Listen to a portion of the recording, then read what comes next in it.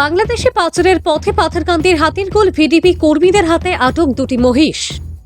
কিছুদিন বিরতির পর ফের পাথারকান্দির বাংলাদেশ সীমান্তে চুরি ডাকাতির মতো অপরাধের প্রবণতা মাথাচাড়া দিয়ে উঠেছে। এতে স্বাভাবিকভাবে সীমান্ত এলাকায় বসবাস করা জনগণের মধ্যে আতঙ্ক বিরাজ করছে। এবার রাতের অন্ধকারে বাংলাদেশে পাচারের পথে চোরা পাচারকারীদের চ্যালেঞ্জ জানিয়ে দুটি মহিষ আটক করতে সক্ষম হল পাথারকান্দির হাতিরগোল দত্তপাড়ার ভিডিপি কর্মীরা। তবে এতে কোনো ধরপাকড়ের খবর নেই।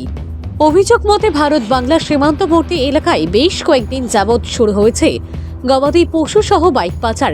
এতে সীমান্ত রক্ষীদের ভূমিকায় অনেকে বিস্ময় প্রকাশ করেছেন।